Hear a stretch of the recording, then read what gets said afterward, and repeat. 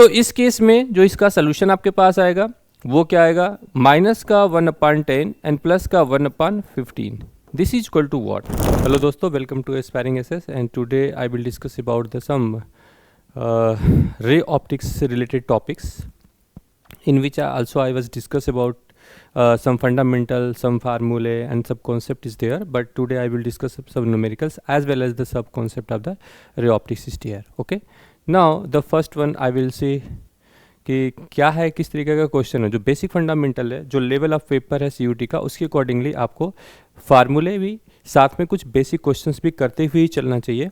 वही चीज़ आपके लिए बहुत इंपॉर्टेंट होता है. क्वेश्चन पेपर का जो अप्रोच है वो आपको बहुत ही नॉर्मल रखना है, बहुत हाई लेवल एडवांस स्टडीज़ नहीं करनी है, बट फंडामेंटल को प्रॉपर स्टडीज़ करनी है आपको, ताकि आपके पास कोई भी छोटा सा क्वेश्चन छूटे नहीं. कुछ बेसिक क्वेश्चन है जिसमें आपको बेसिक फंडामेंटल यूज़ करना है, उसके अकॉर्डिंगली आप देखो कि किस तरीके का क्वेश्चन भी आ सकता है पेपर में. बहुत बेसिक आ सकते हैं, सारे MCQs ही आते हैं, बट उसमें से जो कैलकुलेशंस के पार्ट हैं वो भी आप यहाँ से देख सकते हो कि किस तरीके का क्वेश्चन आप सॉल्व करते हो. ठीक है, तो सबसे पहले इस अप्रोच में, इस क्वेश्चन में आप देखो, ये कॉन्सेप्ट का पार्ट है, ये MCQs का पार्ट नहीं, बट यहाँ पर एक क्वेश्चन सॉल्व कर रहे हैं देखने के लिए कि कैसे हमारी अप्रोच होनी चाहिए. सबसे पहले इस क्वेश्चन को आप स्टडीज करो. The concave lens has focal length of 15 centimetre. Okay, eight what distance should be the object from the lens be placed so that it forms an image of 10 centimeter away from the lens. Also find the magnification produced by the lenses. ठीक है, अब इस lens की कहानी में सबसे पहला statement क्या है, कनकेव लेंस. कनकेव लेंस का अप्रोच क्या होनी चाहिए, कनकेव लेंस इस टाइप का लेंस होगा, ये चीज़.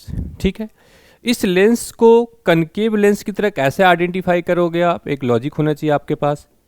देखो इसका C का शेप बन रहा है, देखो बेटा इसका शेप कैसा C का बन रहा है, तो इसको आप कह सकते हो कि ये कनकेव लेंस है, कनकेव लेंस. अब इसका प्रिंसिपल एक्सिस ये वाली पॉइंट्स है, ये प्रिंसिपल एक्सिस है. अब ये C की वजह से मैंने इसको कनकेव लेंस बोल दिया, यही चीज़ यहाँ पर वो कह रहे हैं कनकेव लेंस. अब इसकी छोटी छोटी जो प्रॉपर्टीज़ है उस पर आपको ध्यान देना पड़ेगा कि क्या क्या होता है.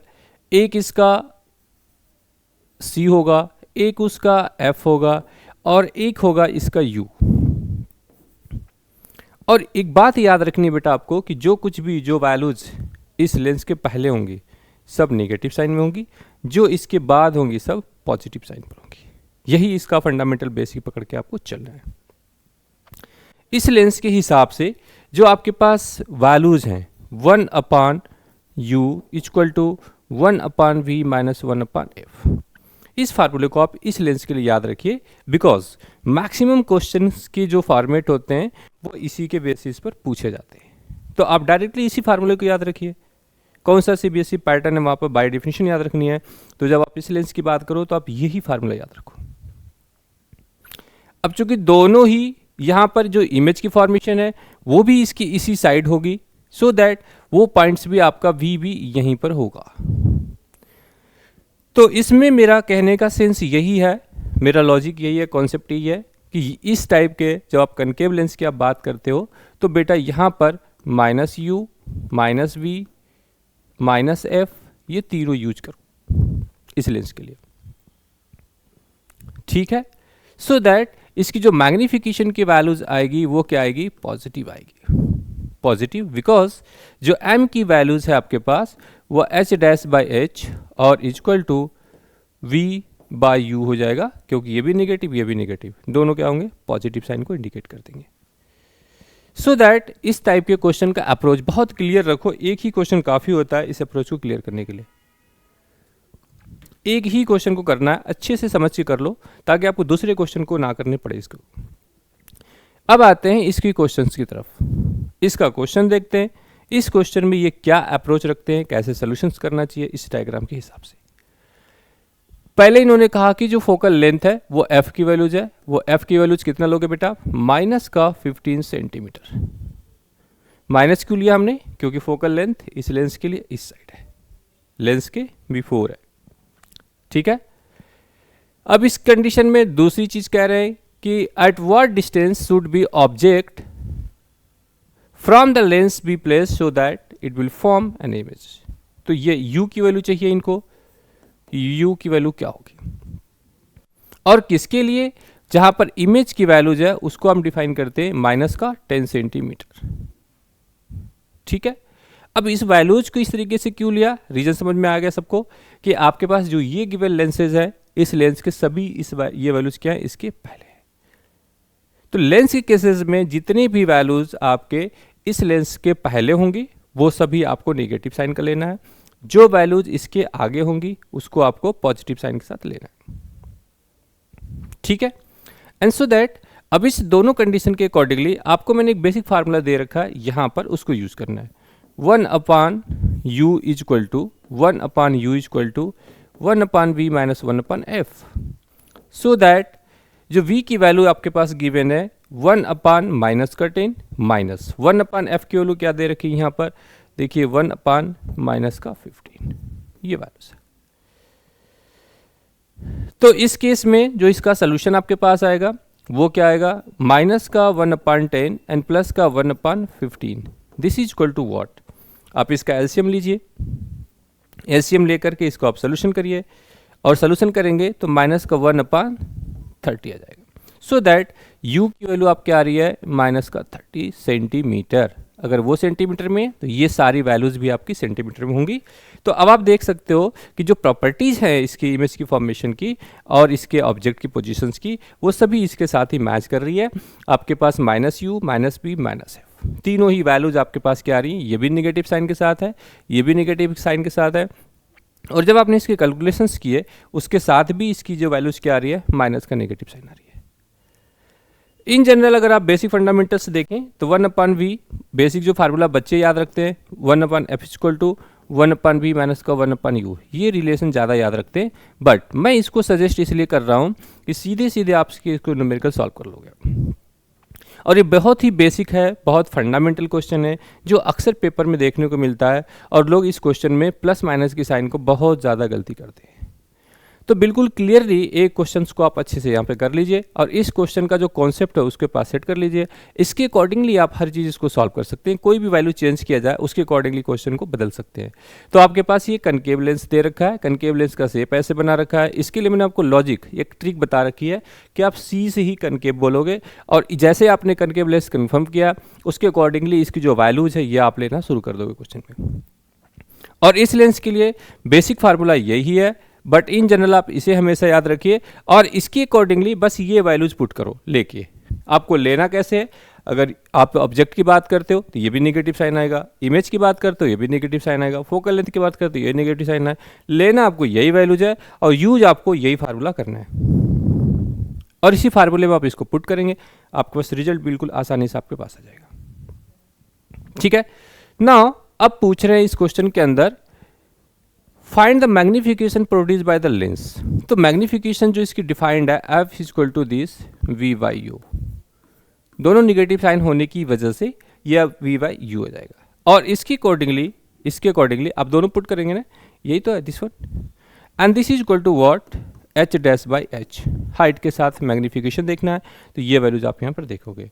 अब इसकी वैल्यू पुट करते हैं, ये वैल्यूज आपके पास आ रही है v की वैल्यूज कितनी है यहाँ पर, -10 अपॉन u की वैल्यूज कितनी है आपके पास, माइनस का 30, and this is equal to h'/h, this is equal to 1/3 and this is equal to h'/h, यही है ना, so that h' is equal to 1/3 of h, ये रिजल्ट है। तो ये इंडिकेट कर रहा है एक तो पॉजिटिव साइन है, और दूसरे जो आपकी हाइट है यहाँ पे जो इमेजेस की वो इस ऑब्जेक्ट की क्या है, 1/3 है, मीन्स साइज छोटी हो गई, साइज छोटी हो गई। और पॉजिटिव साइन रिप्रेजेंट करता है इरेक्ट एंड वर्चुअल, ये आपके पास क्या होंगे, इरेक्ट हो गया एंड वर्चुअल हो गया। ये इमेज की कंडीशन होगी कि ये इरेक्ट होगा एंड वर्चुअल होगा। ठीक है, इरेक्ट एंड वर्चुअल, तो ये इमेज की फॉर्मेशन होगी। ये पॉजिटिव साइन इंडिकेट करता है, इसकी जो वैल्यूज पॉजिटिव साइन के लिए आई है इसके अकॉर्डिंगली आप ये कहोगे कि ये इरेक्ट एंड वर्चुअल है। तो बिल्कुल फंडामेंटल क्लियर हो गया, समझ आ गया बच्चों कि किस तरीके से इस क्वेश्चन पे अप्रोच रखना है, किस तरीके से डायग्राम से आइडेंटिफाई करना है, और किस तरीके से इसकी सारी वैल्यूज़ को बाहर निकालनी है। और सारी वैल्यू जैसे आपको मिल गई, आपके पास एक ही फार्मूला है 1/f equal to 1/v minus 1/u। इसको सिंप्लीफाई कर लीजिए और इसके अकॉर्डिंगली आप इसको सोल्यूशन कर सकते हैं। और मैग्नीफिकेशन का जो फार्मूला गिवन आपके पास है, मैग्नीफिकेशन मतलब जो इमेज की जो फॉर्मेशन हो रही है उसकी साइज की बात कर रहे हैं और साथ में उसकी प्रॉपर्टी की बात कर रहे हैं कि वो किस तरीके का है, वो रियल है, वर्चुअल है, इरेक्ट है, कैसा है, किस तरीके का नेचर है। तो nature of image and size of image दोनों ही मैग्नीफिकेशन से पता चल जाती है और वहाँ से आपने इसको कैलकुलेट करना है। तो गिवन क्वेश्चन से सबसे पहले आपको क्या देखना है कि लेंस कौन सा है। लेंस आपने देख रखा है यहाँ पर कि वो लेंस कौन सा है, कनकेव लेंस। लेंस को देखने के बाद ही आप इसका डायग्राम बनाइए। अब गिवन क्वेश्चन में क्या क्या वैल्यूज गिवन है वो वैल्यूज आप ले लीजिए यहाँ से। तो यहाँ पर जैसे उन्होंने कहा कि एक जो फोकल लेंथ है एफ वो भी आपको नेगेटिव लेना है, मैंने यहाँ पर आइडेंटिफाई कर दिया बेसिक फंडामेंटल के साथ। तो आपने यहाँ पर लिया माइनस का 15 सेंटीमीटर। ऐसे उन्हें पूछ रहे कि कौन सा डिस्टेंस होगा, ऑब्जेक्ट का पूछ रहे हैं, मतलब u की वैल्यू। तो जो रिप्रेजेंटेशन ऑफ सिंबल है यहाँ पर वो आपका v for image and u for object, और ये दोनों ही क्या है, डिस्टेंसेज है। ये दोनों ही डिस्टेंस है और इस डिस्टेंस के अकॉर्डिंगली आप इसकी वैल्यूज को यूज करना है और फोकल लेंथ के साथ जो रिलेशन गिवन है वहां पे पुट करके इसका सोल्यूशन कर देना। तो एक ही क्वेश्चन में सारी चीजें बिल्कुल क्लियर है। यही फार्मूला यूज करना है इस डायग्राम के लिए, इस क्वेश्चंस के लिए। इस जो लैंग्वेज गिवन है इस लैंग्वेज के हिसाब से इसकी वैल्यूज को निकालनी है और इस डायग्राम के अंदर पुट करना है। इसके अकॉर्डिंगली आपको सारी चीज़ें वैल्यू मिल जाएगी। आपको साइज पता करना वो पता कर लीजिए, नेचर पता करना वो पता कर लीजिए। तो इसका नेचर पॉजिटिव साइन इंडिकेट किया है तो आपको इरेक्ट एंड वर्चुअल दिख रहा है। सिमिलर बिहेवियर, इसी तरीके का बिहेवियर आपको जब ये लेंस कन्वेक्स लेंस हो जाएगा तो वहाँ भी सोच के रखना है कि फार्मूला एक्चुअल में क्या यूज करना है और उसके अकॉर्डिंगली हमें जो गिवन वैल्यूज है उसको कैसे यूज करना है। तो आइए हम अगले क्वेश्चंस की तरफ चलते हैं। अगला क्वेश्चन देख के बताते हैं कि क्या इसमें से लैंग्वेज है, क्या चीज करना है। क्वेश्चन का स्टेटमेंट ये है, ए 2 सेंटीमीटर टॉल मीन्स हाइट दे रखा है ऑब्जेक्ट की, is placed the perpendicular to the principal axis of convex lens। अब ये लेंस आ गया चेंज, ये लेंस आपके चेंज हो गए। ये लेंस कौन सा आ गया, convex lens. Of focal length F की वैल्यू दे रखा है इन्होंने 10 centimetre. The distance of the object from the lens is 15 centimetre. तो ऑब्जेक्ट की यहाँ पर इन्होंने डिस्टेंस दिया हुआ है एंड फाइंड नेचर पता करना आपको कि कैसा होगा, पोजीशन पता करनी है कि कहाँ पर होगा एंड साइज पता करना है इमेज की ये क्या होगा। Also find the magnification, it's magnification कितनी होगी। ये चीज़ आपको एक ही क्वेश्चन के अंदर सब कुछ गिवन है। इसमें से कोई भी क्वेश्चन एमसीक्यूज का बन के आपके पास आ सकता है।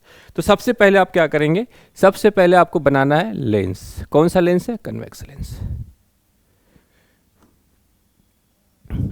अब इस कन्वेक्स लेंस के लिए कैसे आइडेंटिफाई करते हो आप, यहां पर इसका शेप कैसा है, वी की तरह है ना, वी की तरह। तो आप इसको कह सकते हो ये क्या है, कन्वेक्स लेंस है। जैसे आपका आइडेंटिफिकेशन हो गया कि भाई ये कन्वेक्स लेंस है तो इसका ये प्रिंसिपल एक्सिस है, ये इसका प्रिंसिपल एक्सिस। यहां पर आपके पास जो फोकल लेंथ है वो इस साइड होगा, इमेज भी आपकी इस साइड होगी, ठीक है, और ऑब्जेक्ट आपका यहां पर होगा इस पॉइंट्स पर। तो यहां पर फंक्शन माइनस का u हुआ, लेकिन जो f है आपके पास f एंड v वो क्या हुआ, ये दोनों पॉजिटिव आएगा, ये दोनों पॉजिटिव आएंगे। तो जो मैग्निफिकेशन का फार्मूला आप यहाँ पे यूज करोगे f v equal to minus का वी बाई यू, क्योंकि एक नेगेटिव है और दूसरा पॉजिटिव है। तो यहाँ पर जो गिवन वैल्यू जो मैग्निफिकेशन की वो आप ऐसे यूज कर सकते हो, एम इक्वल टू माइनस का वी बाई यू। क्लियर है ना। और इस तरीके से माइनस यू और ये एफ है और ये पॉजिटिव, ये दोनों फंक्शन आपको मिल गए। इसकी बेसिस पर ही आपको इसकी बाकी कहानी करनी पड़ेगी। तो इसके लिए आप फार्मूला यूज करोगे जो मैं सजेस्ट करता हूँ, 1/v equal to 1/u plus 1/f। ये बेसिक फार्मूला यूज करो इसके लिए। जब आप कन्वेक्स करिए तो ये यूज करिए, 1/v equal to 1/u plus 1/f। ये आप फार्मूला को यूज करिए। अब गिवन क्वेश्चन की तरफ चलते हैं। उस क्वेश्चन में देखते हैं कि इसकी वैल्यूज क्या क्या गिवन है आपके पास, ठीक है, इसकी वैल्यूज क्या क्या गिवन है। अब जो इस साइड होंगे उसकी वैल्यूज क्या होंगे ये। अब ये पूछ रहे convex lens of focal length 10 centimetre, F की वैल्यू दे रखा है इन्होंने 10 सेंटीमीटर, ठीक है, मैंने इसको पॉजिटिव लिया बिकॉज देयर एक्सिस, जो प्रिंसिपल एक्सिस है उसके इस साइड। क्लियर है। अब वो ये पूछ रहे हैं कि इसके accordingly the object from the lens is 15 centimetre, the distance of the object means you की वैल्यू क्या दे रखा है इन्होंने, माइनस का 15 सेंटीमीटर। ठीक है, अब आपको फाइंड आउट क्या करना है, ऑब्जेक्ट की डिस्टेंस। तो आप यहाँ से निकाल सकते हैं, v की वैल्यू आपको चाहिए, ठीक है, और h डैश की वैल्यू चाहिए आपको, ठीक है, और साथ में आपको चाहिए मैग्नीफिकेशन, माइनस का v बाई यू। ये वैल्यूज आपको कैलकुलेट करनी है। इस क्वेश्चन के अंदर ये वाला फार्मूला आपको ठीक से लगाना है, 1/v equal to 1/u plus 1/f। Values put करिए, 1/u की वैल्यूज कितनी है, 1/ माइनस का 15 एंड प्लस का 1/10। ये रिलेशन आ गया आपके पास। अब इस दोनों का आपको एलसीएम लेना है, एलसीएम लेके इसको मैग्नीफाई करना है कि कितनी वैल्यूज आएगी इस पे। तो this is equal to 1/30, 1/30। It means v is equal to 30 centimetre. ये आ गया, मीन्स आपका जो ये इमेज है वो इमेज भी कहीं इधर बन रहेगी, इसी साइड। ये जो इमेज है वो इस साइड बन जाएगी। अब इसके अकॉर्डिंगली आपको निकालना हाइट। तो पहले आप निकालिए इसकी मैग्नीफिकेशन की values, and this is equal to h dash by h and this is equal to minus का v बाई u। ये बहुत बढ़िया क्वेश्चन है। इसके सारे टर्मिनोलॉजी जितने भी गिवन है वो सब इसमें आ जाएंगे। अब आपके पास u और v की वैल्यू मिल चुकी है, आप इसमें u और v की वैल्यू पुट कर सकते हो। पुट करके इसके रिजल्ट्स को आप फाइंड आउट कर सकते हैं और इसको प्रॉपरली इस कंडीशन में देख सकते हो कि ये वैल्यूज कहाँ जा रही है। और बिल्कुल फंडामेंटल तरीके से पकड़ के चलो, बिल्कुल फंडामेंटल तरीके से कि कनकेव लेंस को कन्वेक्स लेंस को डील कैसे करना है। अगर आपके पास गिवन वैल्यूज है तो ये चीज़ आप फिक्स कर लो कि इमेज से पहले नेगेटिव, इमेज के बाद की वैल्यूज पॉजिटिव। उसी बेसिस पर आप इस वैल्यूज को कैलकुलेट कर सकते हैं। तो यहाँ पर आपके पास जो वैल्यूज है एच डैश की, this is equal to h और माइनस का वी बाई यू। वैल्यू सबके गिवन है, यहाँ पर दे रखा है 2 सेंटीमीटर और इंटू माइनस वी की वैल्यूज यहाँ पर दे रखा है माइनस साइन का 30 अपान यू की वैल्यूज कितना दे रखा है इन्होंने, माइनस का 15। ठीक है, अब ये जो वैल्यूज गिवन है यहां पर, ये जो वैल्यूज आपके पास गिवन है, ये सॉरी प्लस की 13 है ना, सॉरी, यहां पर ये प्लस 13 और यहां पे आपके पास माइनस का 10। दिस इज इक्वल टू, इसको कैंसिल आउट कर दो आप, यहां पर 0 से कदम 6 आ जाएगा। ठीक है, जो वैल्यूज यहां पर गिवन है आपके पास 30 और u की वैल्यूज कितनी है, माइनस की 15 दे रखा है यहाँ पर, तो ये इनसे कैंसिल आउट हो जाएंगे। ठीक है, और इसकी वैल्यूज 2 दे रखा है, तो आप यहाँ पे कितना आ जाएगा 4 सेंटीमीटर। मीन्स इस कंडीशन में जो निगेटिव साइन के साथ है ये चीज़। अब यहाँ निगेटिव साइन का अपना इंपॉर्टेंस है। निगेटिव साइन का मतलब क्या हुआ, ये यहाँ पर जब पहली कंडीशन में थी तो वो क्या था, इरेक्ट था ऊपर, और इसमें क्या इन्वर्टेड आएगा। Negative sign representing inverting and real image होगी एंड लार्ज होगा पहले से। ये साइज क्या होगी, लार्ज, क्योंकि ये क्या है 4 सेंटीमीटर का है और पहले कितना दे रखा है इन्होंने 2 सेंटीमीटर का। तो 2 सेंटीमीटर की जो आपके पास गिवन है इमेजेस, उसके कंपैरिजन में ये 4 सेंटीमीटर का है।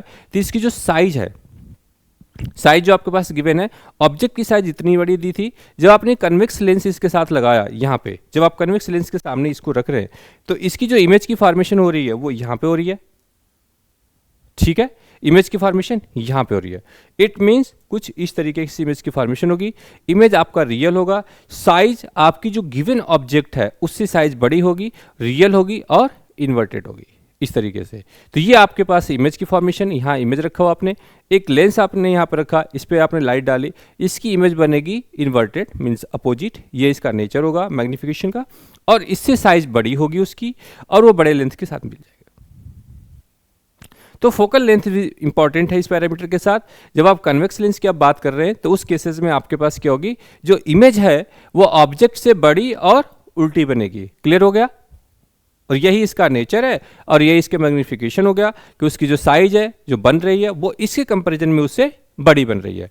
ऐसे ही अगर आपने इसकी बात कर रही थी यहाँ पर भी, इसका मतलब क्या है, इसमें यहाँ पर जो नेचर था आपके पास लेंसेज का, आपने जो ऑब्जेक्ट रखी थी वो क्या हुआ, उससे ऊपर यहाँ पे देख रहे हैं इरेक्ट है एंड वर्चुअल, इट मीन्स वो छोटी सी बनेगी, उसकी साइज उससे पहले से छोटी बन रही है और इसी साइड को बन रही है। तो ये दोनों के जो नेचर है मैग्निफिकेशन के साथ में, वो साइज छोटी हो गई, ऑब्जेक्ट से इमेज छोटा बन रहा है। और इस केसेस में आप क्या कह रहे हैं कि जो साइज ऑफ इमेजेज है वो इसकी ऑब्जेक्ट से बड़ा बन रहा है। जो ऑब्जेक्ट की है साइज उससे इमेज की साइज क्या बड़ी है और वो इन्वर्टेड है और वो क्या है रियल है।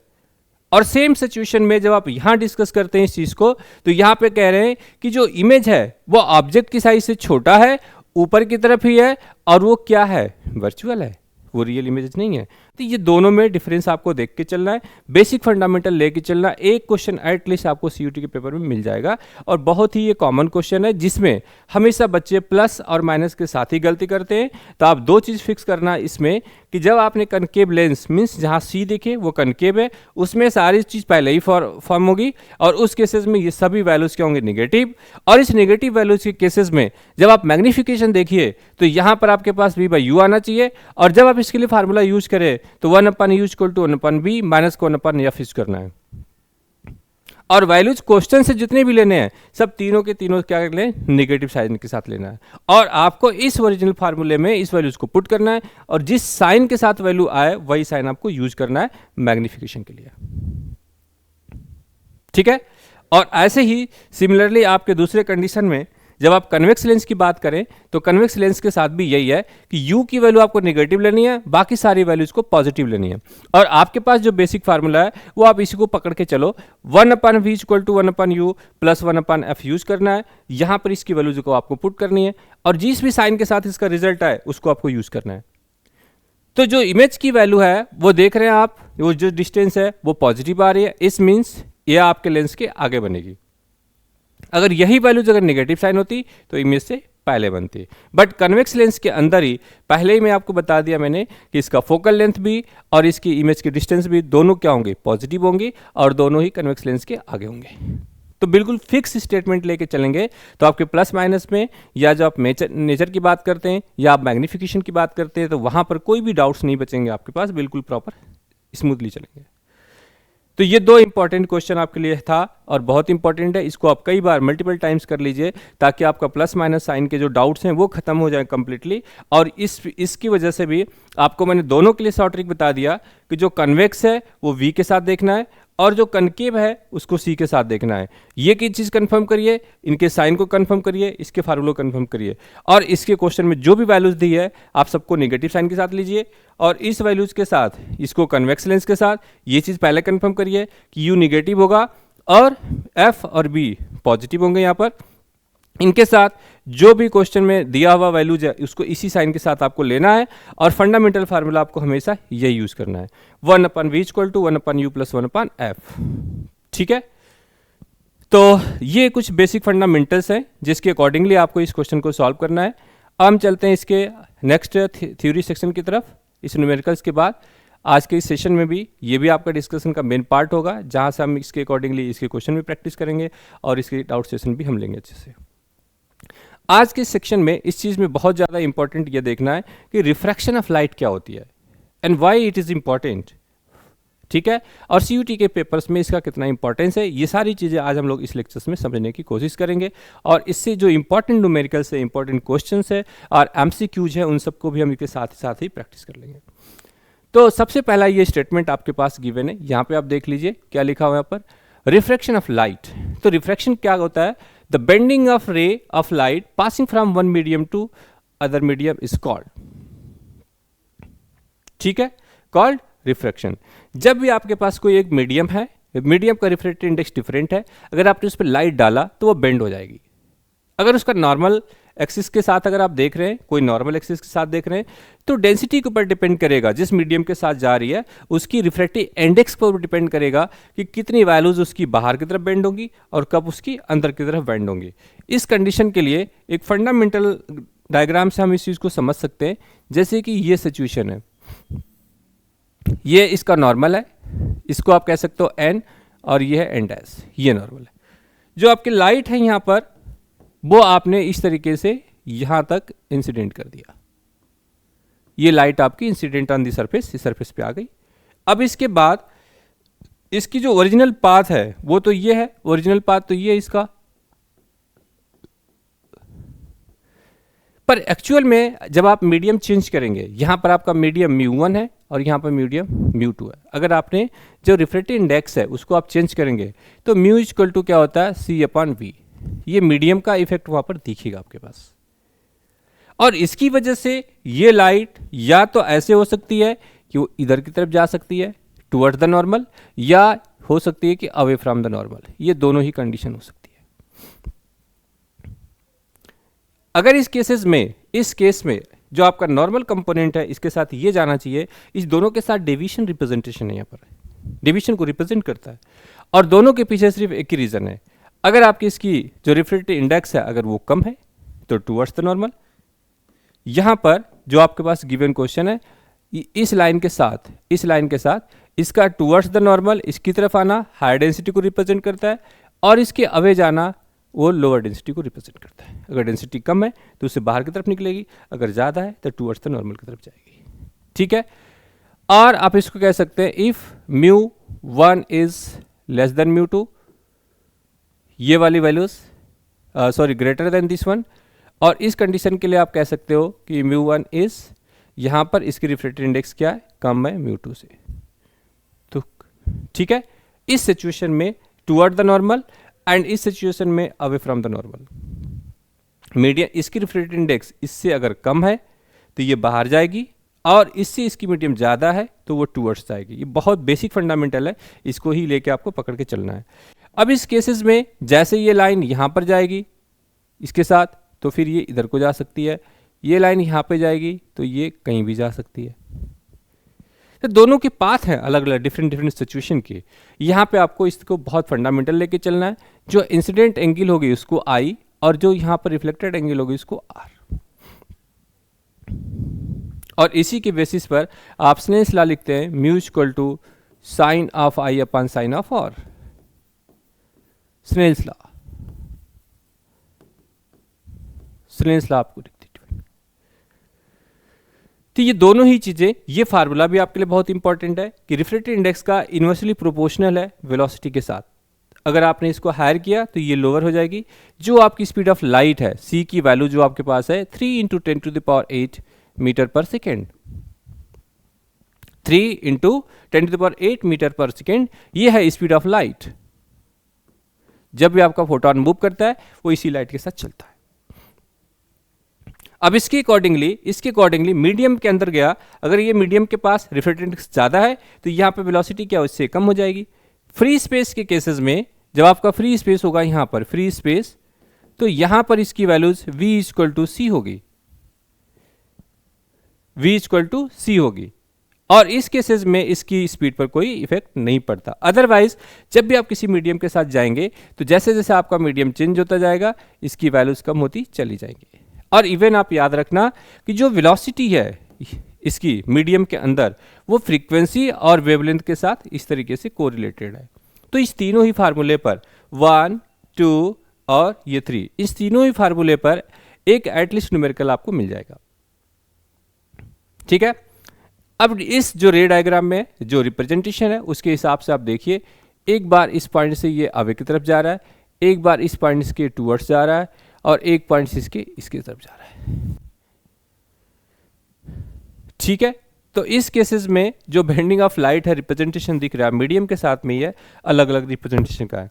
ये बाहर की तरफ है, ये अंदर की तरफ है, और ये एक्चुअल में सीधा है, ज़्यादा इफेक्ट नहीं इसके अंदर। तो यहाँ पर μ1 = μ2 हो सकता है, यहाँ पर μ1 इज लेस देन μ2, और यहाँ पर μ1 इज ग्रेटर देन μ2। ये सिचुएशन है इन तीनों के साथ, इस तरीके से ये अपना फ्लोस रिप्रेजेंट कर सकती है। बहुत बेसिक चीज़ है, और इसी बेसिक फंडामेंटल से ही क्वेश्चंस आपको पेपर में देखने को मिल जाते हैं। और एमसीक्यूज का क्वेश्चन बिल्कुल इजी आता है, या तो डायग्राम पे आ जाएगा, या सीधे फार्मूले पे आ जाएगा, या एक छोटा सा न्यूमेरिकल आ जाएगा इस फार्मूले पर μ = c/v पर। तीनों ही चीज़ें बहुत इंपॉर्टेंट है आपके पेपर के लिए, उसी हिसाब से आपको देख के चलना है। पहला point is very important is there. सबसे पहला आप इस पॉइंट्स को देख सकते हैं कि इस डायग्राम के अंदर जो रिप्रेजेंटेशन दिया हो आपके पास, यहाँ से कई बार वो डेविएशन को पूछ सकते हैं कि डेविएशन कितना हुआ, तो एक्चुअल डेविएशन उसकी कितनी है, वो ये वाली है, ये है डेविएशन, इसको आप डेविएशन से रिप्रेजेंट करते हैं। और मीडियम के अंदर अगर डेविएशन भी प्रेजेंट है और आपके पास एंगल ऑफ प्रिज्म भी प्रेजेंट है, तो एंगल के केस में इसका फार्मूला अलग आता है। वो एंगल के लिए जो फार्मूला वहाँ पे आप बात करते हो, mu equal to sine of, ठीक है, A plus delta by 2 upon sine of A by 2, where this is the angle of prism. तो ये चीज़ अभी डिस्कशन का पार्ट है, ये भी डिस्कस किए जाएंगे अभी, और इस पर भी न्यूमेरिकल आपको दिखेगा मिलने के लिए। बहुत सारा इंपॉर्टेंट पॉइंट्स यहाँ पर दिख रहे हैं। The refraction of light take place on going from one medium to another because the speed of light is different in the two mediums. ये बात बिल्कुल क्लियर है, क्योंकि रिफ्रैक्टिव इंडेक्स के साथ स्पीड ऑफ लाइट का एक रिलेशन है। यहाँ पर ये क्या है, speed of light c equal to refractive index of this into velocity. तो ये तो कांस्टेंट है, ये बढ़ेगा तो ये घटेगा, ये घटेगा तो ये बढ़ेगा। इट मीन्स अगर मैं इसको ग्राफ के टर्म में देखने की कोशिश करता हूं, तो यहां पर जो आपके पास refractive index mu and velocity v के साथ क्या होगा, इन्वर्सली प्रोपोर्शनल ग्राफ होगा। ये दोनों ही क्या है, एक दूसरे के साथ इन्वर्सली प्रोपोर्शनल है। और रिफ्रैक्टिव यहाँ पे c की वैल्यू तो कांस्टेंट है, 3 into 10⁸ metre per second, 3 into 10⁸ metre per second के हिसाब से ये चलेगा। यहाँ पर बिल्कुल सॉफ्ट है, बहुत इजी क्वेश्चन यहाँ से आता है, बिल्कुल कंसेप्ट आपके बिल्कुल क्लियर होने चाहिए, उसके अकॉर्डिंगली आप इसको आगे सॉल्व कर सकते हैं। एग्जाम में क्वेश्चन भी आसान आता है, वो बिल्कुल ही टेक्निकल और हार्ड वर्किंग क्वेश्चन नहीं आते, इसलिए आपको सिंपल क्वेश्चन को सिंपल कॉन्सेप्ट की तरह देखना है, लॉजिक के साथ समझना है, ताकि कोई भी छोटी सी गलती आपसे ना हो पेपर। दूसरा पॉइंट आपके पास है, greater the difference in the speed of light intake two medium greater will be the amount of refraction. Same points आपको यहां पर भी दिख रहा है आपके पास। इस कंडीशन में मैंने बोला यहां पर कि अगर आपको रिफ्रैक्टिव इंडेक्स यहां पे ज़्यादा होगी तो उसका इफेक्ट अलग दिखेगा।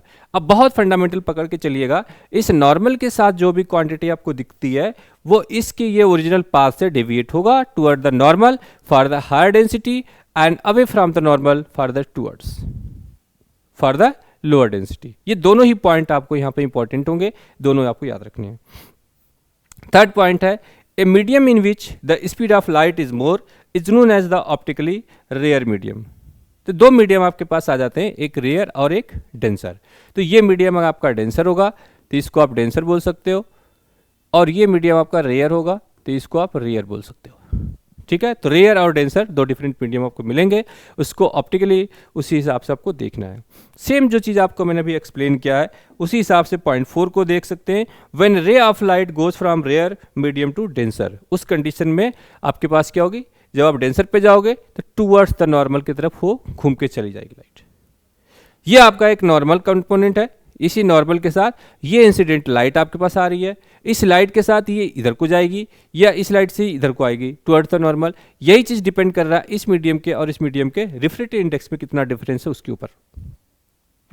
तो जैसे ही आपके पास μ1 और μ2 दोनों की वैल्यूज है, अगर इसकी डेंसिटी या रिफ्रैक्टिव इंडेक्स हायर है in comparing to this one के, तो वो टुवर्ड्स द ये जो रेज की आ रही एंगल वो इस तरीके से बेंड हो जाएगी इसकी तरफ, और अगर कम है तो अवे हो जाएगी। और यही इफेक्ट आपको दिखेगा उसकी स्पीड ऑफ लाइट के साथ, जो दिख रहा है speed of light c equal to refractive index into velocity of light in a medium. तो जो मीडियम में गिवन है वो इसके साथ दिख रहा है।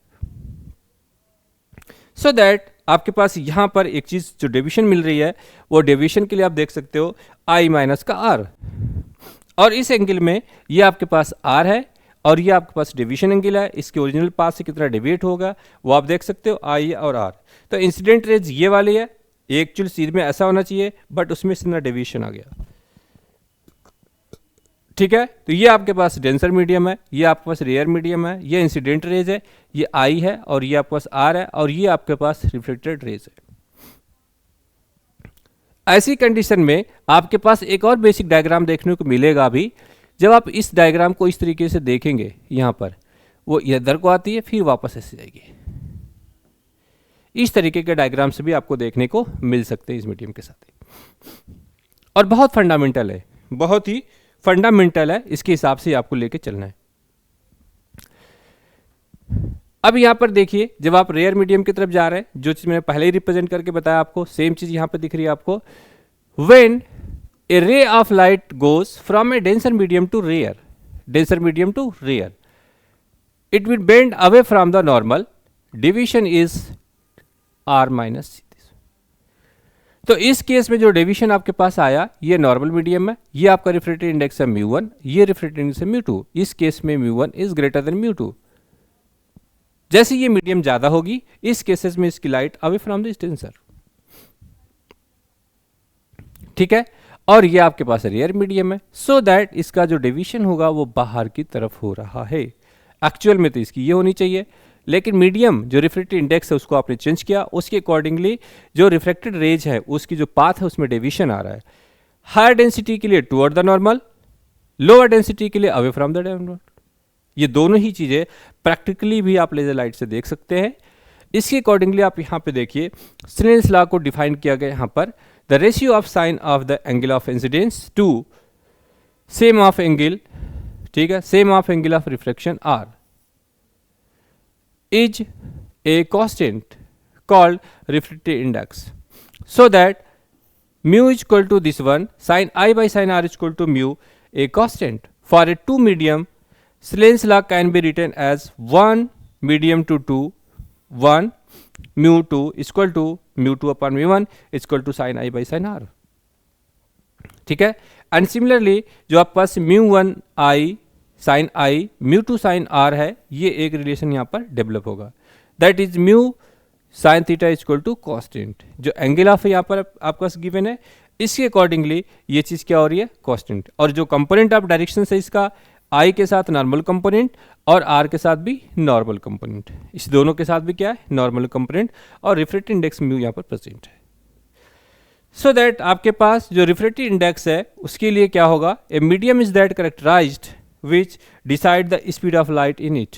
मीडियम क्या करता है, इफेक्ट करता है स्पीड ऑफ लाइट को, और वो डिसाइड करता है इस चीज़ के लिए कि जो म्यू की वैल्यू है सी अपॉन वी के साथ ये इससे कैसे को रिलेट होगा। और अभी अभी मैंने आपको एक्सप्लेन किया है कि C is equal to mu into V होगा, और इसी के लिए मैंने आपसे कहा कि यहाँ पर रिफ्रैक्टिव इंडेक्स और speed of light in a medium is nothing but is inversely proportional of this one. ये रेक्टेंगुलर हाइपरबोला का शेप है और इसके अकॉर्डिंगली ही ये रिलेशन आपको फुलफिल करना है।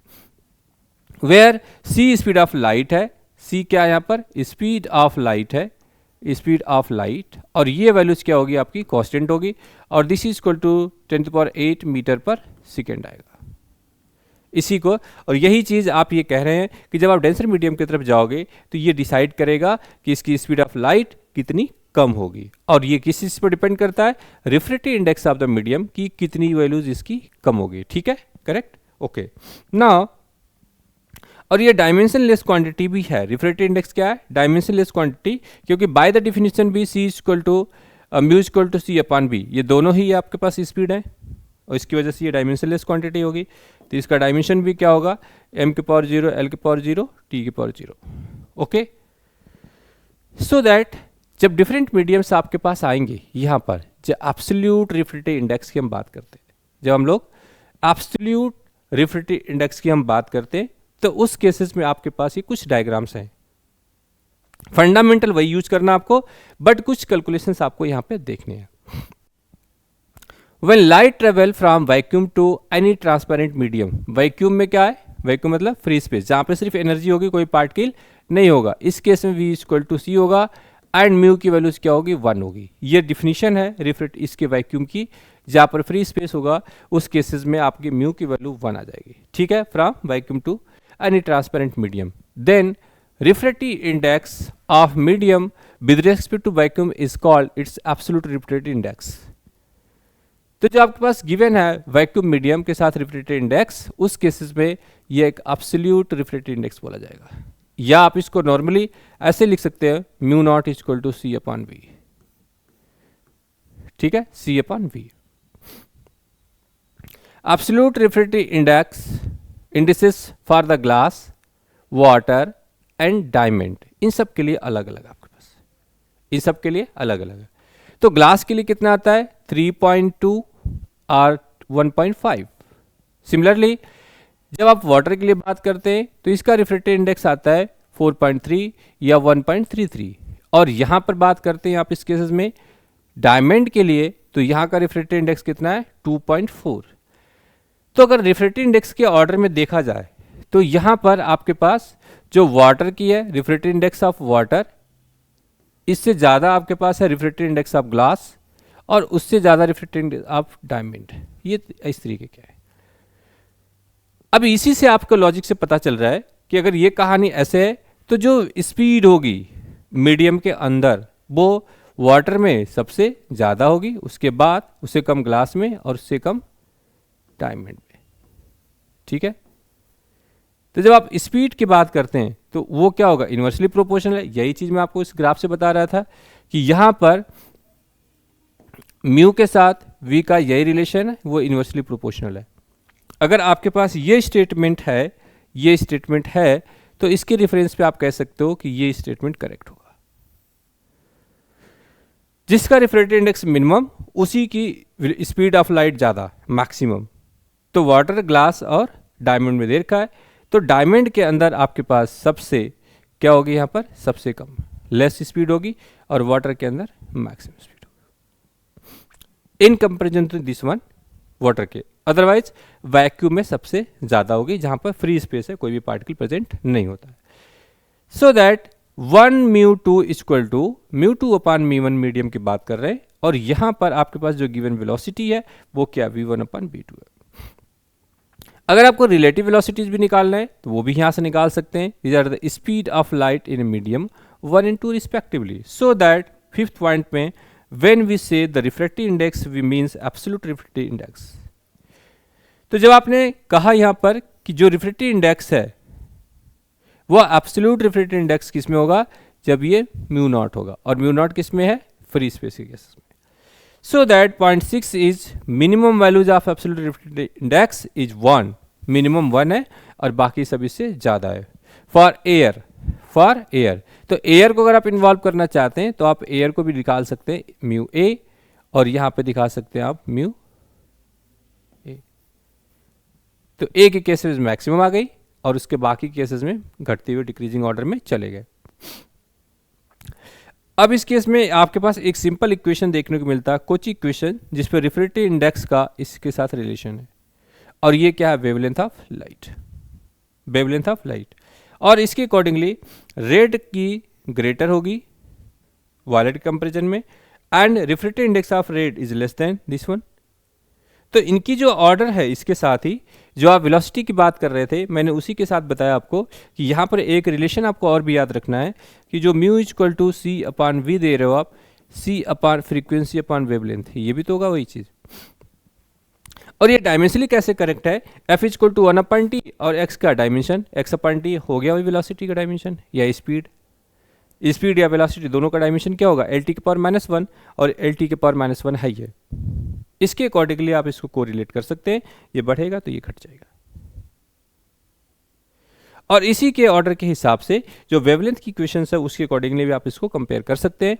और यहाँ पर आपके पास डिफरेंट कलर्स जो दिखते हैं वो भी इस तरीके का दिखेंगे विबग्योर। और यहाँ से आप 3000 एंगस्ट्रॉन्ग से इसकी रेंज हो जाएगी 8000 एंगस्ट्रॉन्ग तक, 3 या 4 भी ले सकते हो, और 4000 एंगस्ट्रॉन्ग से 8000। ये आपका विजुअल रीजन है, इसी बेस में सारे वेवलेंथ है। तो जैसे जैसे इसके आप वेवलेंथ देखोगे अलग अलग मीडियम में आपके पास अलग आ जाएंगे। तो स्पीड के साथ रिफ्रैक्टिव इंडेक्स को अगर आपको लिखना है तो आप इस रिलेशन में भी इसको आप देख सकते हैं, 1 μ2 equal to μ2 upon μ1 equal to λ1 upon λ2 equal to v1 upon v2। ठीक है, वेलोसिटी वाले नहीं है, स्पीड वाली है। ठीक, तो ये कुछ फंडामेंटल्स हैं जो आपको पकड़ के रखना है। ये वाले चीज़ आपको एमसीक्यूज के लिए बहुत इंपॉर्टेंट है। ठीक है, ये एमसीक्यूज के क्वेश्चन बहुत इंपॉर्टेंट है, और ये सब एक दूसरे से कोरिलेटेड है। तो जैसे जैसे आप इस चीज़ को समझते जाएंगे आपके क्वेश्चन, ऑब्जेक्टिव क्वेश्चन बहुत अच्छे से आपके सॉल्व होते चले जाएंगे। आपके पास कुछ और यहाँ पर टेबल है जो इन्फॉर्मेशन गिवन है, इसके अकॉर्डिंगली आप देखिए कंप्लीट इन्फॉर्मेशन आपके पास गिवन है। ये एमसीक्यूज के छोटे छोटे क्वेश्चन यहीं से आप सॉल्व कर सकते हो। Dependence of the refractive index, first one is the nature of medium of incidence and refraction, colour of light और wavelength of light. Refractive index का डिपेंडेंसी किस किस पे फंक्शन पे है, यहाँ पर है वी, फ्रीक्वेंसी एंड लेंथ। ये इसका फंक्शन है। जो रिफ्रैक्टिव इंडेक्स है is the function of speed, frequency and wavelength. Even आप इसके साथ फ्रीक्वेंसी के साथ आप ये भी देख सकते हो 1 upon T equal to F, आप इसके टाइम पीरियड पे भी देख सकते हो।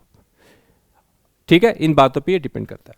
Now the temperature of the medium, the refractive index decreases with the increase in the temperature.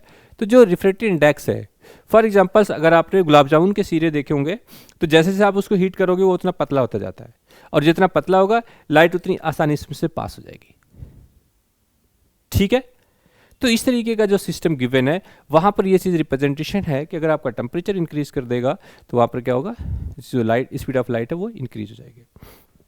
Some different table 1 indices of the refraction for various substance measured with the light of vacuum length lambda not. सबसे पहली बात है substance है the solid at 20 centigrade. Diamond का देखते हैं यहाँ पर रिफ्रैक्टिव इंडेक्स कितना है 2.419, फ्लोराइड का कितना है 1.434, फ्यूज्ड क्वार्ट्ज का कितना है 1.458, ग्लास का और क्राउन का कितना है 1.52। ये सॉलिड वाले मटेरियल है, सॉलिड की रिफ्रैक्टिव इंडेक्सेस है। इसमें डायमंड की सबसे ज़्यादा दिख रही है आपको, और सबसे कम किसकी ये दिखेगी इसमें सॉलिड मटेरियल के अंदर, ग्राउंड क्लास इसकी दिख रही है, फ्यूज क्वार्ट्ज की, इससे भी कम है ये फ्लोराइड्स की। ठीक है, तो डायमंड की सबसे ज़्यादा, फिर 1.4, 1.43, 1.45, 1.52। तो डायमंड की मैक्सिमम दिख रही है इस लिस्ट में, और फ्लोराइड की सबसे कम दिख रही है 1.434। ऐसे हम देखते हैं लिक्विड पर एज 20 सेंटीग्रेड टेम्परेचर, इस टेम्परेचर पर 20 सेंटीग्रेड टेम्परेचर के हिसाब से, क्योंकि टेम्परेचर डिपेंडेंसी है रिफ्रैक्टिव इंडेक्स के साथ, और उसके अकॉर्डिंगली बाकी values will be the changes. Liquid substance में क्या है, बेंजीन। बेंजीन का रिफ्रैक्टिव इंडेक्स कितना आपको दिख रहा है 1.501। कार्बन का कैसा है 1.628।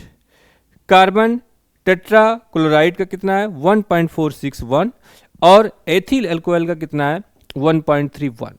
ये चीज़ आपको यहाँ पर दिख रही है, और इस लिस्ट में सबसे कम वैल्यू 1.361 की दिख रही है, और सबसे मैक्सिमम वैल्यूज दिख रही है यहाँ पर कार्बन डाई सल्फाइड। ठीक है, सिमिलरली जब हम बात करते हैं ग्लास फ्लिंट की, सब्सटेंस यहाँ पर गिवन है, ग्लास फ्लिंट की बात कर रहे हैं, तो यहाँ पर जो रिफ्रैक्टिव इंडेक्स है 1.66 है, आइस का है 1.309। आइस का भी ठीक ठीक है, बहुत कम नहीं है, 1.309 है, उसके अकॉर्डिंग देख सकते हैं। अब इसके बाद आता है पॉलीएस्टेरीन, इसकी लिए वैल्यूज है 1.49। सोडियम क्लोराइड इसकी वैल्यू 1.54, इसकी वैल्यूज आप देख सकते हैं। ठीक है, जर्कॉन की कितनी है 1.923।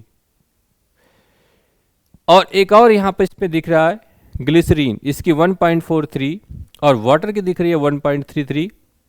गैसेस हैं यहाँ पर, गैसेस में भी आप देख सकते हैं एयर की इसकी कितनी है 1, अप्रॉक्सीमेट 1 ही है, और कार्बन डाइऑक्साइड में भी 1 है। तो दोनों में, अगर दोनों में पूछा जाए कि आपके पास जो स्पीड है यहाँ पर, speed of air and speed of carbon dioxide, इस दोनों में स्पीड ऑफ जो लाइट है किस में ज़्यादा होगी, तो आप देखेंगे कि इसकी वैल्यू ज़्यादा, इसके कंपेरिजन में 30 के पास 4 है, 30 के पास 2 है, तो ये कम है, तो एयर में आ गई मैक्सिमम, उसके बाद आ गई दिस वन। तो इसीलिए कहा जाता है कि जो स्पीड ऑफ लाइट है v is approximate to c, approximate to 3 × 10⁸ metre per second for air, और यही इसकी मैक्सिमम है, और वैक्यूम भी कह सकते हो। ये चीज़ है, बाकी के सारे की वैल्यूज उससे ज़्यादा है। तो बाकी इस सब में जो इस गिवन लिस्ट में आप देख सकते हो कि सबसे ज़्यादा रिफ्रैक्टिव इंडेक्स किसकी दिख रही है, मेरे हिसाब से यहाँ पर 2.419 डायमंड के। तो मैक्सिमम लाइट की जो स्पीड है एयर में या वैक्यूम में होगी, और मिनिमम इस लिस्ट में डायमंड में होगी। तो इस लिस्ट को भी ध्यान से देखना, एक एमसीक्यूज के लिए हो सकता है कि कई बार वो इस तरीके का बना देंगे कि किसमें स्पीड मैक्सिमम है, ठीक है, या किसकी रिफ्रैक्टिव इंडेक्स मैक्सिमम है। ये दोनों चीज़ें आपको यहाँ पर देखनी पड़ेगी। अगर मेमोरी बेस की बात किया जाए तो रिफ्रैक्टिव इंडेक्स की वैल्यू दे के पूछेंगे, 4 ऑप्शन दे देंगे कि किसकी रिफ्रैक्टिव इंडेक्स है, आप उसी हिसाब से ध्यान देना यहाँ पर कि सॉलिड में रिफ्रैक्टिव इंडेक्स ठीक ठीक है, लिक्विड में भी इसके ऑर्डर के ही है, लिक्विड और सॉलिड में यहाँ भी 1.68 दिख रहा है और यहाँ भी 1.42 दिख रहा है। तो कहीं आप इस बेसिस पे गेस मत करिएगा कि लिक्विड वाले हैं तो उसकी रिफ्रैक्टिव इंडेक्स सॉलिड से कम ही होती है, ये मत सोचना। आपको ये लिस्ट तैयार होना चाहिए, यहाँ से देख करके आप एमसीक्यूज को क्लिक कर सकते हो, ठीक है। तो इस बेसिस पर आप उसको डिसाइड करना कि किस किस वैल्यू पर डिपेंड करती है। अब यहाँ पर अब refractive index is also the function of temperature, V is the function of V, F, lambda and T। ये टेम्परेचर वाला T है, ये सब इसके फंक्शन है। रिफ्रेक्टिव इंडेक्स का फंक्शन क्या क्या हो गया आप यहाँ पर, V, F, lambda and T, ये चारों वेरिएबल्स आपको देख के चलने हैं।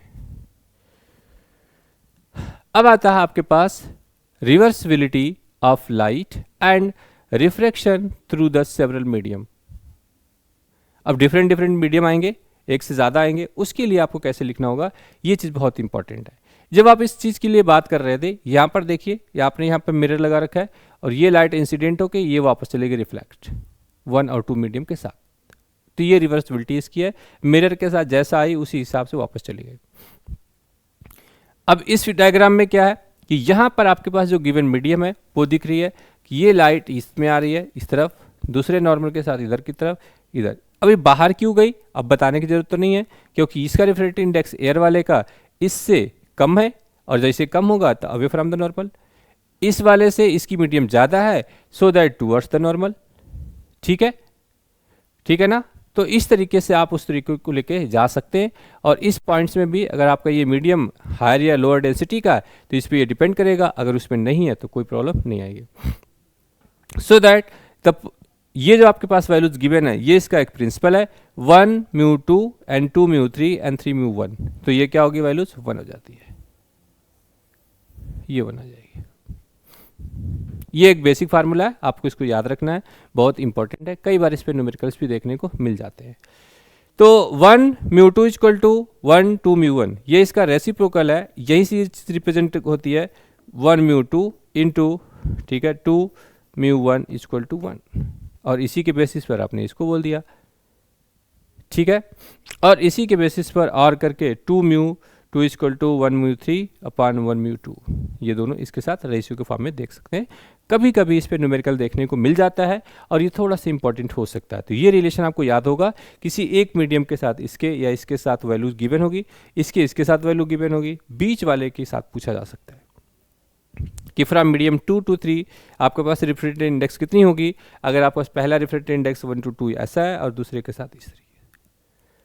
ठीक है, now we have the some important terminology like real and apparent depth.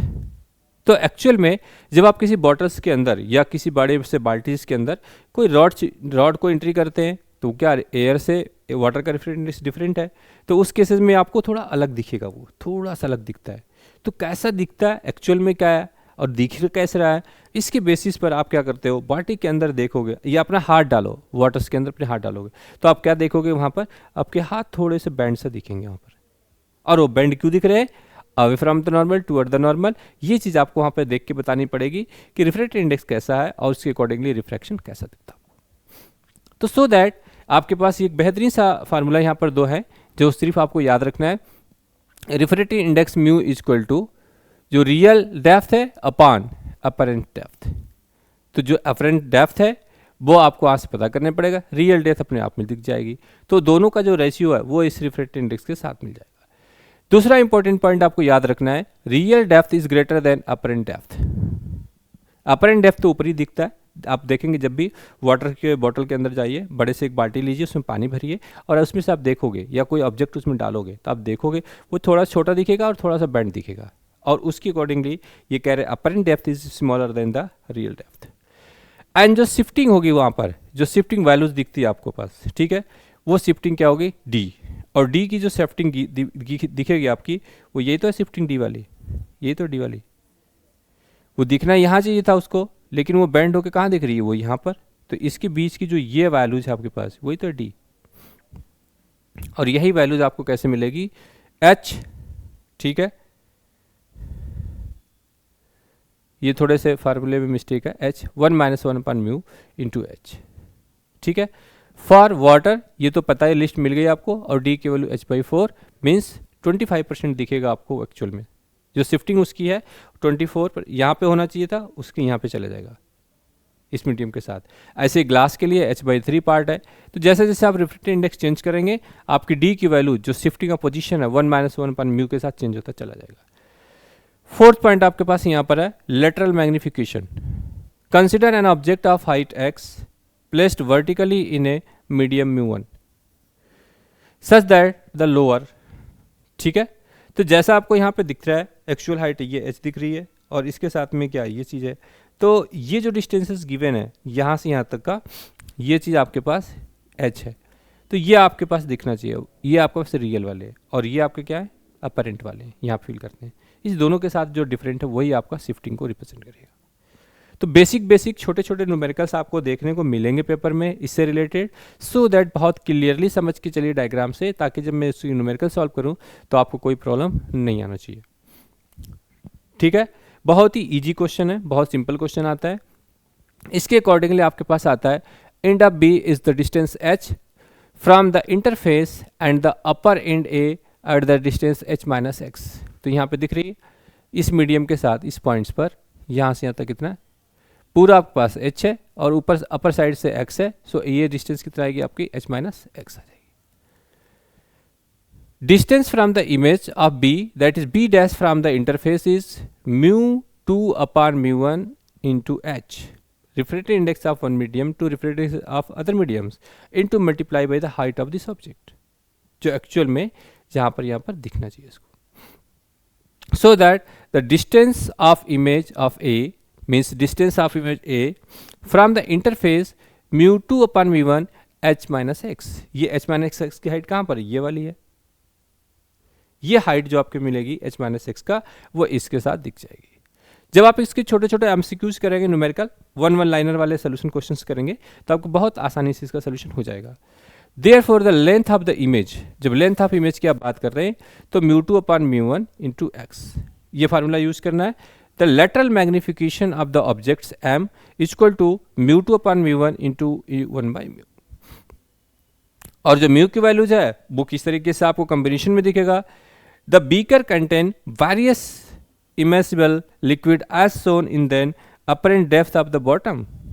अगर आपने एक से ज़्यादा इस मीडियम के अंदर जब बीकर यूज़ करा या आपने कोई बाल्टी का पार्ट यूज़ करते हो तो वहाँ पर आपने डिफरेंट मीडियम्स डाल रखे हैं, 1 2 3 4 डाल रखे हैं, तो उसके अकॉर्डिंगली उसके अपरेंट और उसका जो रियल डेप्थ है वो सब आपको अलग अलग दिख जाएगा। और ऐसे केसेस में आप इसको इस फार्मूले को आप यूज़ करेंगे कि जो अपरेंट डेप्थ है डी की वैल्यूज़ वो d1 अपान h1, d2 अपान μ2, d3 अपान μ3, जितने अलग अलग मीडियम्स होंगे उतने डिफरेंट आपको डेप्थ मिल जाएंगे और इसके कॉम्बिनेशन को आप इस तरीके से ऐड कर सकते हो। अगर आपने इसी चीज़ को इस तरीके से म्यू कॉम्बिनेशन के फॉर्म में देखा है तो d actual upon d apparent equal to d1 plus d2 plus d3 dash dash करके आप लिख सकते हैं यहाँ पर d1 upon μ1, d2 upon μ2 and dash dash, ठीक है।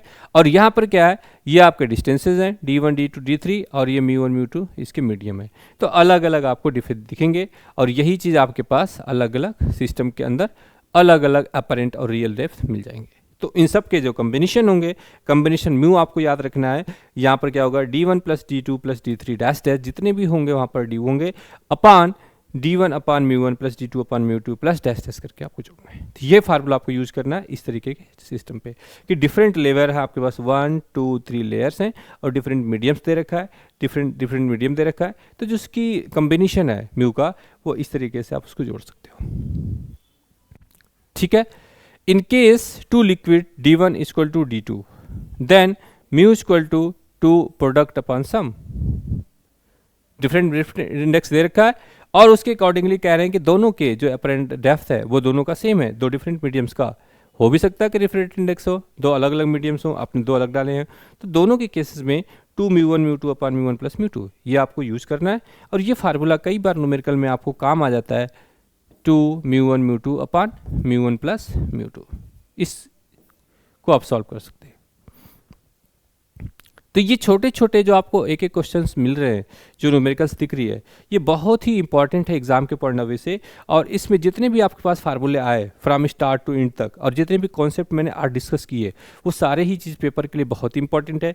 डेरिवेशन का सेक्शन इतना इंपॉर्टेंट नहीं होता सीयूटी के लिए, आपको सिर्फ और सिर्फ एमसीक्यूज ही अटैम्प्ट लेने हैं। और एमसीक्यूज इज़ वेरी नाइस कि आपके पास सिर्फ फार्मूले बेस्ड एक ग्राफ आ सकता है या एक छोटे से न्यूमेरिकल आ सकते हैं। बहुत ही कॉम्प्लिकेटेड क्वेश्चंस, बहुत ही लेंदी कैलकुलेशंस, ये चीज़ सीयूटी में नहीं आते। सो दैट आपका बस थोड़ा सा एप्लीकेशन सेक्शन थोड़ा सा एडवांस रखना, क्योंकि कई बार पेपर टफ आ रहे हैं, कई बार पेपर इजी आ रहे हैं। साथ में कई बार फार्मूला बेस्ड आ रहे हैं, तो कई बार न्यूमेरिकल बेस्ड आ रहे हैं। तो आपके पास दोनों ही कॉम्बिनेशन सीयूटी के पेपर की प्रिपरेशन में होनी चाहिए, जिसमें आपका थ्योरी भी साथ में आपके न्यूमेरिकल्स भी दोनों ही अप्रोच अच्छे हों, ताकि आप दोनों को सॉल्व कर सकते हैं। आपने सीयूटी के पेपर के फिजिक्स में हमेशा देखा होगा 3 से 4 या 5 ग्राफ जरूर आ जाते हैं, 4-5 ग्राफ आ जाते हैं। बाकी के आपके पास न्यूमेरिकल आते हैं, कुछ फार्मूले बेस्ड आते हैं, कुछ थ्योरेटिकल बेस में आते हैं, और कभी कभी वो केस बेस्ड स्टडी का क्वेश्चन दे करके 4 ऑब्जेक्टिव ऑप्शन बनाते हैं। तो इन सारी चीज़ों को एक शानदार बैकअप के साथ लेके आपको चलना है, और बहुत अच्छे तरीके से रिवीजन रखना है, और इसके सभी क्वेश्चंस की प्रैक्टिस करनी है। PYQs के क्वेश्चन को भी आप देखोगे तो उस क्वेश्चन में भी बहुत ज़्यादा इंपॉर्टेंट सेक्शन आपको दिखाई दे रहा है।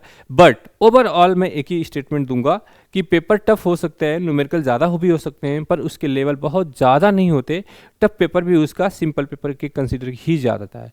अगर मैं उसके मुश्किल पेपर की बात करूं, तो आपने नीट का PYQs पेपर आप देखोगे तो वो उसके मुश्किल वाले क्वेश्चन होते हैं। लेकिन इन जनरल अगर आप देखते हो तो वो बेसिक फंडामेंटल क्वेश्चन भी है ज़्यादातर, बट कभी कभी ऐसा होता है कि उसमें न्यूमेरिकल बहुत ज़्यादा आ जाते हैं, क्योंकि वो कई सारे सेशन में पेपर होगा, कई डिफरेंट सेशन में होते हैं। इसलिए आपको इस टॉपिक को या इस सब्जेक्ट को 2 अप्रोच से तैयारी करनी है। एक इजी पेपर जिसमें फार्मूले छोटे छोटे इजी क्वेश्चंस होंगे, या दूसरा पैटर्न होता है जिसमें ढेर सारे न्यूमेरिकल्स और ग्राफ्स आ जाते हैं।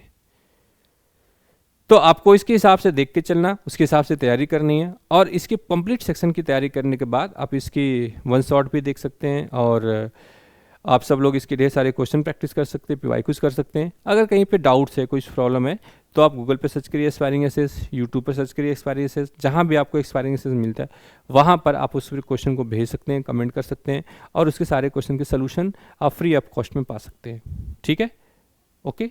तो इस सेशन में इतना ही। Thank you so much and all the best.